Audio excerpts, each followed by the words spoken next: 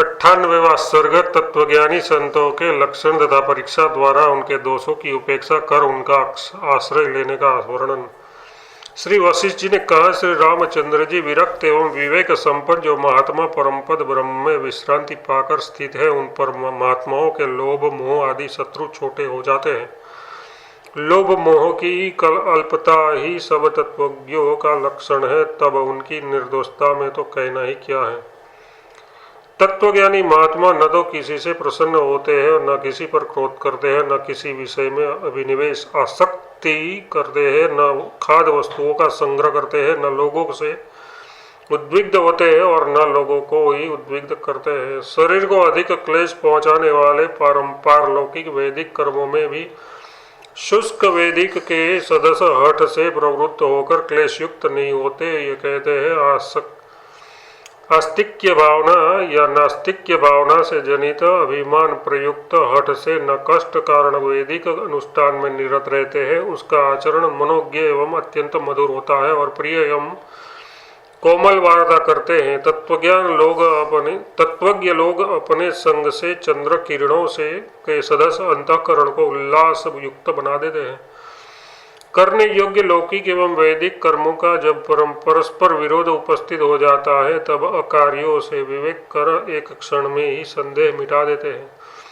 तत्वज्ञों के आचरण से कभी उद्वेग नहीं होता। वे सबके बंधु से तथा चातुर्य पूर्ण रहते हैं। बाहर से उनका आचरण सभी के सदस्य होता है, परंतु भीतर से वे अत्यंत शीतल होते हैं। तत्वज्ञ शास्त्रों के अर्थों में बड़ा ही रस लेते हैं। उत्तम और अधम लोगों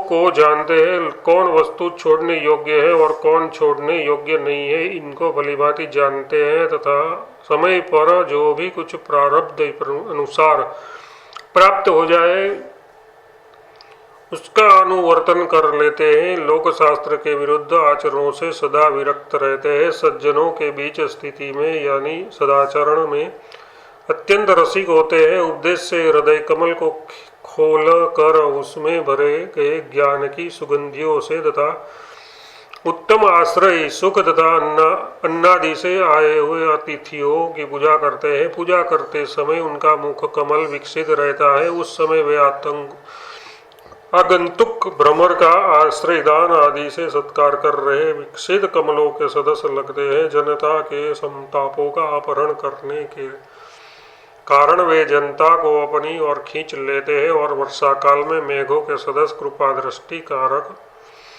वृष्टि कारक और शीतल उद्यान के सदस्य सिद्ध होते हैं। भद्र तत्वज्ञानी पुरुष राजाओं के नाशक, देश को छिन्न भिन्न करने वाले तथा दुर्भिक्ष आदि से जनित जनता के क्षोभ को तपस्या के प्रताप सत्कर्मों के अनुष्ठान सामादि उपायों से ऐसे पकड़कर रोक लेते हैं जैसे भूकंप को पर्वत। नानाविध उत्तम गुणों से पूर्ण चंद्रबिंब के सदस्य प्रसन्नाकृति उत्तम भार्या के सदस्य अनेक गुणों से पूर्ण शांत आकृति ज्ञानी पुरुष विपत्तियों में उत्साह देते हैं और संपत्तियों में सुख पहुंचाते हैं। यश रूपी फूलों से सारी दिशाओं को निर्मल बनाने वाले भावी उत्तम फल के हेतु तथा कोकिल के सदस्य मधु भाषण करने वाले साधु पुरुष वसंत ऋतु जैसे हैं। अज्ञानी राजा आदि के चित्त को एक महासागर ही समझना चाहिए। इसमें अनेक तरह के कल्लोल ही बड़े बड़े आवर्त हैं।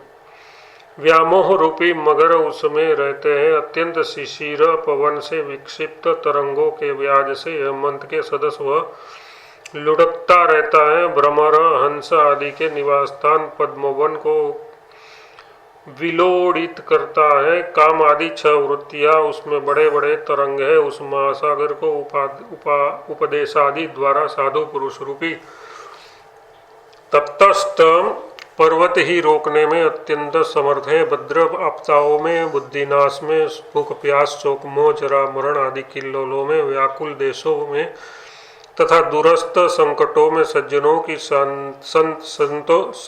की संत ही गति है।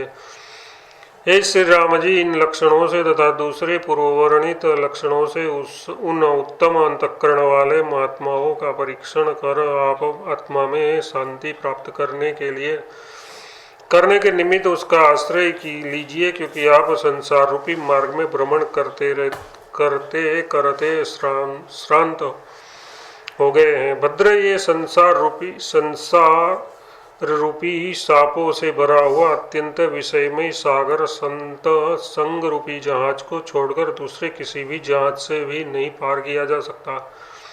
इसलिए सत्संग का आश्रय लेना ही होगा। हमको आत्मा या सत्पुरुष के संबंध में विचार करने से क्या, प्रारब्धवश जो भी कुछ समय पर हो जाएगा वह मेरे लिए अच्छा ही होगा। यो भीतर प्रमाद करके गड्ढे में पड़े हुए कीट के सदस्य कभी भी पुरुष को नहीं बैठे रहना चाहिए। भद्र, मैंने अभी अभी आपसे जिस उत्तम गुणों का वर्णन किया उनमें से यदि एक भी गुण किसी में उपलब्ध हो जाए तो दूसरे गुणों की या उसमें विद्यमान अन्य दोषों की परवाह न कर उतने गुण के उद्देश्य से उस महात्मा का आश्रय लेना चाहिए। गुण और दोषों को जानने के लिए बाल्यावस्था से लेकर अपने आप प्रयास करना चाहिए। अपने प्रयत्न से ही यथासंभव सत्संग एवं सत्शास्त्रों से पहले बुद्धि बढ़ानी चाहिए। यदि दोष का कुछ लेस होवे तो उसको न देख कर उस सज्जन की नित्य सेवा करनी चाहिए और स्थूल देह वाले पहले के परिजनों का क्रमशः त्याग करना चाहिए।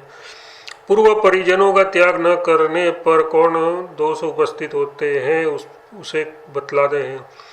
उसका परिहार न करने पर शोधित भी चित्त रम्य बन जाता है, यानी रागादि से कुलसित बन जाता है। स्थिर भी विश्रांति सुख विच्छिन्न हो जाता है, साधु असाधु बन जाता है, क्योंकि लोक में जो देखा जाता है उसे ही हम मानते हैं।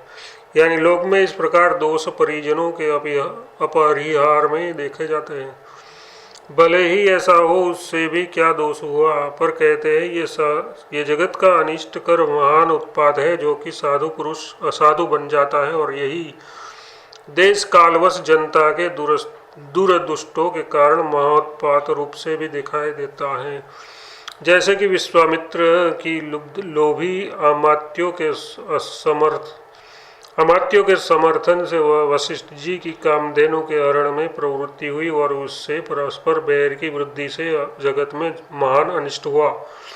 यूँ अनेक दृष्टांत देखे जाते हैं। कथित का अनुवाद कर उपसंहार करते हैं। सब कार्यों को छोड़कर सज्जनों का ही समागम करना चाहिए। यही कर्म निराबाध रूप से इहलोक एवं परलोक दोनों का साधन है, यानी दोनों लोकों की प्राप्ति कराता है। इस प्रकार का सज्जन समागम गुणोपार्जन क्रम से जब तक कर ज्ञान निष्ठा न हो जाए तब तक बीच में कभी छोड़ना नहीं चाहिए। ये कहते हैं भद्र, किसी भी काल में सज्जन सद्गुरु से दूर नहीं होना चाहिए, किंतु विनय सेवा आदि क्रियाओं से युक्त होकर साधु पुरुषों की निरंतर सेवा करनी चाहिए, क्योंकि उन साधुओं के पास जाने मात्र से विचरणशील उसके शांति आदि गुण पास जाने वाले में ऐसे संक्रांत मिश्रण हो जाते हैं जैसे फूलों की सुगंध तिलों में संबंध मात्र से मिश्रित हो जाती है। 98वां सर्ग समाप्त।